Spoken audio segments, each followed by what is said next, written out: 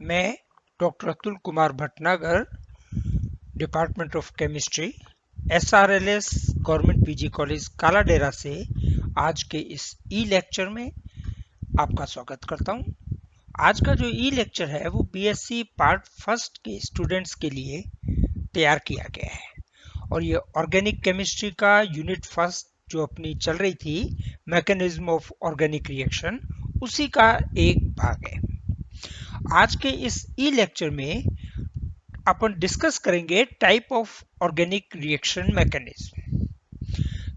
कार्बनिक रासायनिक अभिक्रियाओं के अभिक्रिया विधियों के लिए कितने प्रकार की हैं, कितने प्रकार के मेथड्स हैं, कितने प्रकार की विधियां हैं जिनके माध्यम से कार्बनिक अभिक्रियाएं पूर्ण होती हैं या ऑर्गेनिक रिएक्शंस जो हैं वो कंप्लीट होती हैं। इसके लिए अपन आज का टॉपिक शुरू कर रहे हैं। जो कार्बनिक रसायन की अभिक्रियाएं हैं वो मुख्य रूप से 4 प्रकार की मानी जाती है।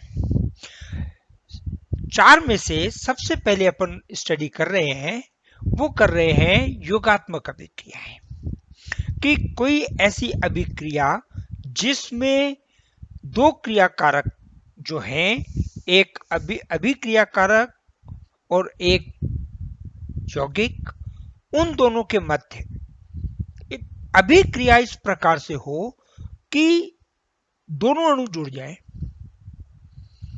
तो उस अभिक्रिया को अपन क्या कहेंगे? योगात्मक। वो शब्द योगात्मक का क्या मतलब है? जुड़ना। अभिक्रियाएं तो है, अब कौन सी चीजें जुड़ रही हैं उसके लिए अपन बात करें तो ये 3 प्रकार के हैं। अभी अपन ने इससे पहले वाले जो लेक्चर था, ई लेक्चर था, उसमें अपन ने देखा था जो मध्यवर्ती आयन बनता है उसके साथ जुड़ने वाली क्या क्या चीजें, एक नाभिक स्नेही, एक इलेक्ट्रॉन स्नेही और मुक्त मूलक या फ्री रेडिकल। तो अपन इनको 3 भागों में बांट सकते हैं। पहली वे योगात्मक अभिक्रियाएं जिसमें इलेक्ट्रॉन स्नेही अभिक्रिया को आरंभ करें, उस योगात्मक अभिक्रिया को अपन क्या कहेंगे? इलेक्ट्रॉन स्नेही योगात्मक अभिक्रिया। यदि योगात्मक अभिक्रिया को कोई नाभिक स्नेही न्यूक्लियोफाइल आरंभ करता है, न्यूक्लियोफाइल शुरू करता है, तो अपन योगात्मक अभिक्रिया को क्या कहेंगे? नाभिक स्नेही योगात्मक अभिक्रिया। और यदि योगात्मक अभिक्रिया किसी मुक्त मूलक के माध्यम से होती है, फ्री रेडिकल बनता है, फ्री रेडिकल पहले जुड़ता है, नया फ्री रेडिकल बनता है और उसके बाद यौगिक से क्रिया करके, क्रिया कारक से करके उत्पाद प्राप्त होता है, तो अपन कहेंगे मुक्त मूलक अभिक्रिया विधि। तो पहले प्रकार की जो अभिक्रियाएं हैं, रासायनिक अभिक्रियाएं, वो अपन ने देखी एडिशन रिएक्शन। एडिशन का मतलब जुड़ना। इलेक्ट्रॉन स्नेही पहले जुड़े तो अपन कहेंगे इलेक्ट्रॉन स्नेही, इलेक्ट्रोफाइल जुड़े तो अपन कहेंगे इलेक्ट्रोफिलिक एडिशन रिएक्शन, न्यूक्लियोफाइल जुड़ता है तो अपन कहेंगे न्यूक्लियोफिलिक एडिशन रिएक्शन, और फ्री रेडिकल से अभिक्रिया आरंभ होती है, सबसे पहले फ्री रेडिकल जुड़ता है तो अपन कहेंगे फ्री रेडिकल एडिशन रिएक्शन। अब अपन दूसरे प्रकार की अभिक्रियाएं देखें। दूसरे प्रकार की अभिक्रियाएं जो हैं वो है प्रतिस्थापनीय अभिक्रियाएं। प्रतिस्थापनीय या सब्स्टिट्यूशन, इस शब्द का क्या मतलब है कि एक चीज पहले से उपस्थित है, दूसरी चीज आए उसको रिप्लेस कर दे, उसे हटा दे और स्वयं उसकी जगह जुड़ जाए। तो वे अभिक्रियाएं प्रतिस्थापनीय अभिक्रियाएं कहलाएंगी जिसमें पहले से जुड़ा हुआ समूह किसी नए समूह से प्रतिस्थापित या हटाकर उसकी जगह जुड़ जाए। अब प्रतिस्थापनीय अभिक्रियाएं कितने प्रकार की हैं? तो ये भी 3 प्रकार की हैं। यदि एक इलेक्ट्रॉन स्नेही पहले से जुड़े हुए इलेक्ट्रॉन स्नेही को हटा करके स्वयं उसकी जगह जुड़ता है, तो अभिक्रिया को अपन कह देंगे इलेक्ट्रॉन स्नेही प्रतिस्थापनीय अभिक्रिया, इलेक्ट्रोफिलिक सब्स्टिट्यूशन रिएक्शन। एक चीज ने दूसरे चीज को सब्स्टिट्यूट किया, लेकिन यह ध्यान रखना इलेक्ट्रॉन स्नेही हट रहा है तो उसकी जगह इलेक्ट्रॉन स्नेही ही जुड़ेगा। इलेक्ट्रॉन स्नेही की जगह नाभिक स्नेही या मुक्त मूलक नहीं जुड़ सकता, या नाभिक स्नेही की जगह इलेक्ट्रॉन स्नेही नहीं जुड़ सकता।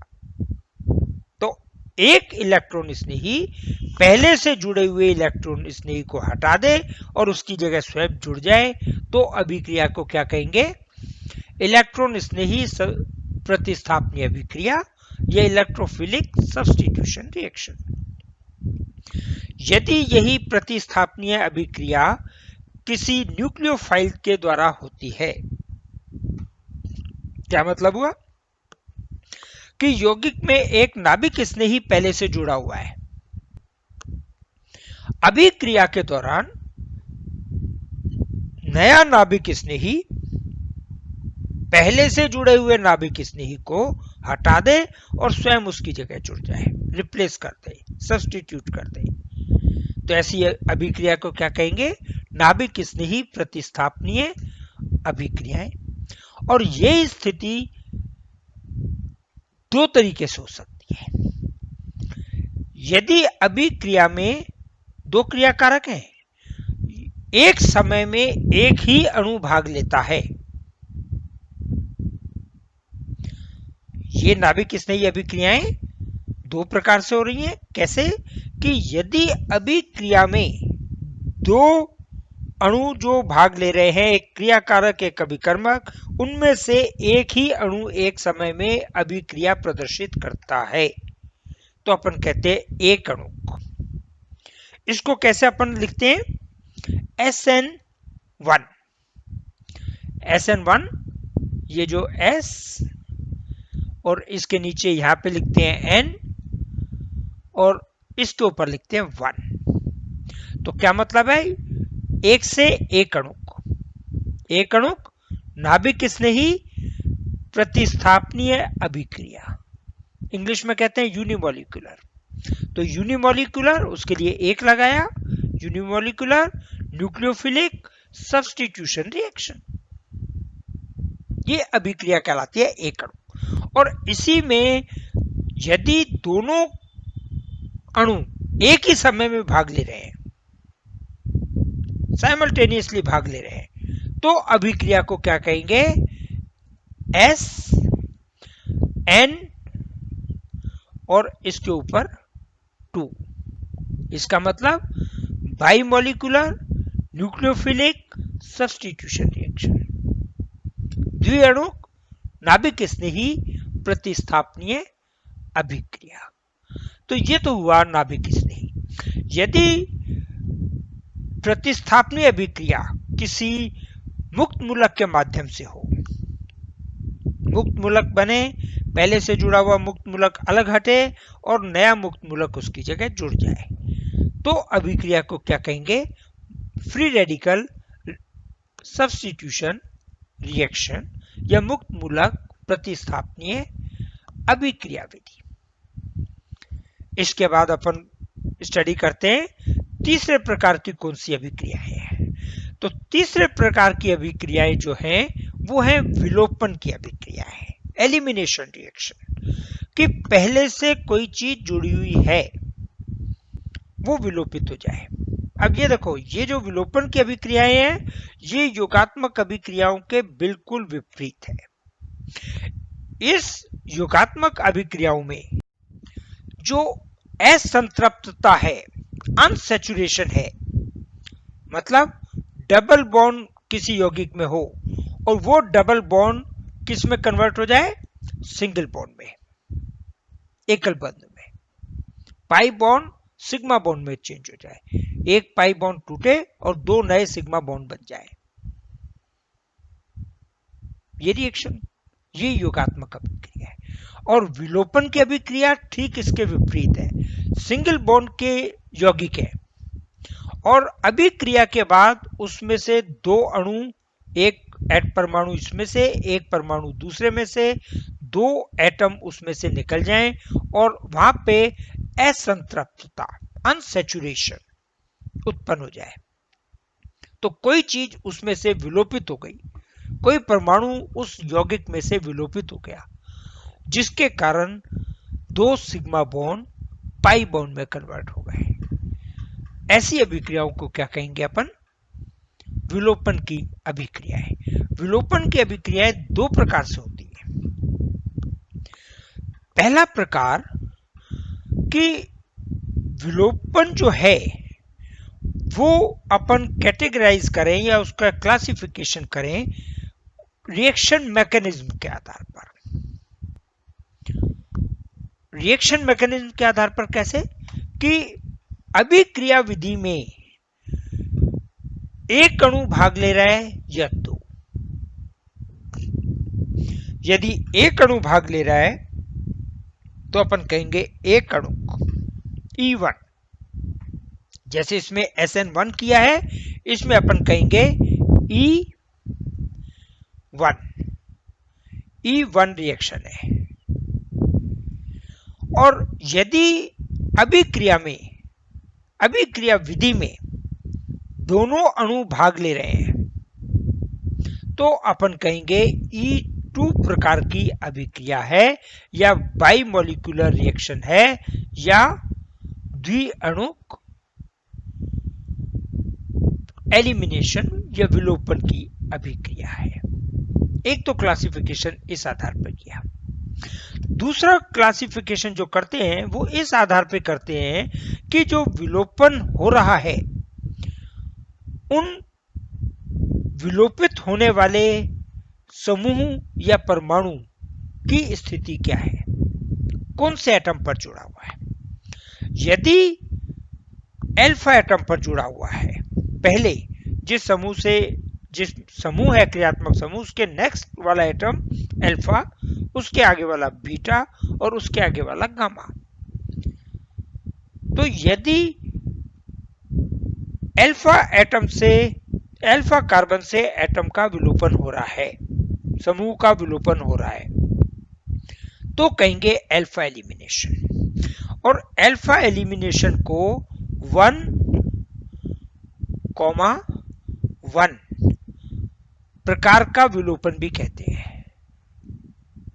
पहले एटम से और उसके साथ वाले एटम से एलिमिनेशन हो रहा है, तो ऐसा एलिमिनेशन अल्फा विलोपन, और ये किस आधार पर? विलोपित होने वाले समूह की स्थिति के आधार पर वर्गीकरण किया है, क्लासिफिकेशन किया है। दूसरा प्रकार का कि यदि एक एटम छोड़कर आगे वाले एटम से, पहला एटम छोड़ दें, दूसरे एटम से एलिमिनेशन हो रहा है, तो एक एटम बीच में छोड़ दिया, क्या हो गया ये? 1 और 2 या बीटा एलिमिनेशन, बीटा विलोपन, या 1-2 प्रकार का विलोपन अभिक्रिया, ये एक ही चीज के नाम है। और यदि एलिमिनेशन तीसरे एटम से हो रहा है, जिस एक एटम तो है ही, उसके बाद साथ वाले से भी नहीं हो रहा, उसके साथ वाले से भी नहीं हो रहा, उसके आगे वाले एटम से समूह विलोपित हो रहा है, तो उसको अपन क्या कहते हैं? Gamma, alpha beta gamma, gamma विलोपन या गामा एलिमिनेशन। और इसी गामा एलिमिनेशन का तीसरा नाम है 1,3 प्रकार का एलिमिनेशन, विलोपन। 1,3 एलिमिनेशन, 1,3 विलोपन की अभिक्रिया। तो ये जो प्रकार है, अभी तक अपने 3 प्रकार हो गए, और लास्ट प्रकार है रीअरेंजमेंट की रिएक्शन, पुनर्विन्यास की अभिक्रिया है। पुनर्विन्यास की अभिक्रिया कौन सी है? कि एक यौगिक है, उसको किसी परिस्थिति में गर्म किया या ठंडा किया या जो भी उसकी अभिक्रिया हुई, उसके उपरांत जो उत्पाद प्राप्त हुआ, उस उत्पाद में सिर्फ जो क्रियात्मक समूह है या एक समूह है उसकी स्थिति में फर्क आया है और कुछ नहीं हुआ। ना कोई चीज जुड़ी है, ना कोई चीज हटी है, ना उसके अणु भार में कोई फर्क पड़ा, कुछ नहीं। सिंपल कि कोई यौगिक में एक समूह दूसरे कार्बन पर जुड़ा होता, वो हटे और तीसरे कार्बन पर चला जाए। आइसो यौगिक था तो वो टर्शरी बन जाए। तो अपन सीधे शब्दों में क्या कह सकते हैं, एक यौगिक अपने आइसोमर में परिवर्तित हो जाए। ऐसे अभिक्रियाओं को क्या कहते हैं, पुनर्विन्यास के, रीअरेंजमेंट की रिएक्शंस।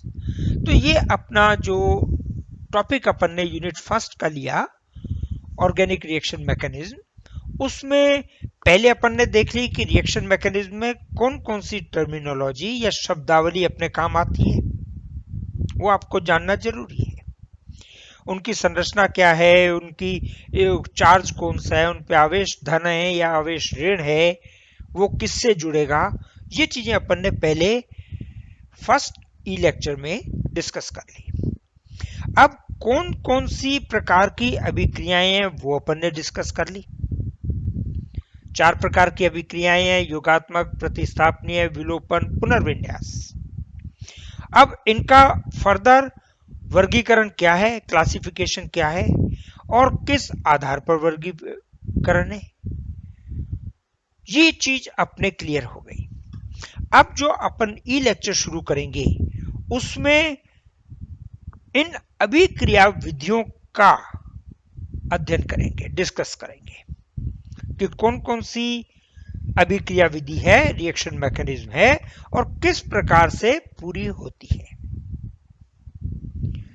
इसके साथ मैं आज का ये वाला लेक्चर यहीं खत्म करूंगा और आपको एक बार पुनः कहूंगा कि जो चैनल सब्सक्राइब नहीं किया हो, चैनल सब्सक्राइब कर लो, वीडियो लाइक कर लो, सब्सक्राइब करके वीडियो को अपने पास रख लो। जो आपके मोबाइल में यूट्यूब में लाइब्रेरी है उसमें वो रहेगी, आपको जब भी देखना हो वहां से छाट सकते हो, क्योंकि चैनल में first year, second year, third year, MSc सबकी रिएक्शन होंगी, उनमें आपको ढूंढने में ज्यादा दिक्कत आएगी।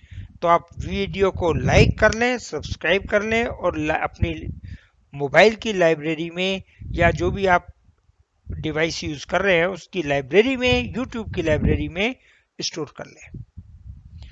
जब आपको जरूरत पड़ेगी लाइब्रेरी खोलना और उसमें से अपना वीडियो देख लेना। इसके साथ मैं पीडीएफ फाइल भी भेजूंगा, पहले आप इन्हें पढ़ें, उसके बाद में मैं पीडीएफ फाइल भेजूंगा, फिर पीडीएफ फाइल पढ़ें और उसके बाद इस लेक्चर को दोबारा सुनें। तो बहुत सी चीजें ऐसी हो जाएंगी जो आपको रटने की जरूरत ही नहीं पड़ेगी, एक बार समझ में आ गई तो। Thank you.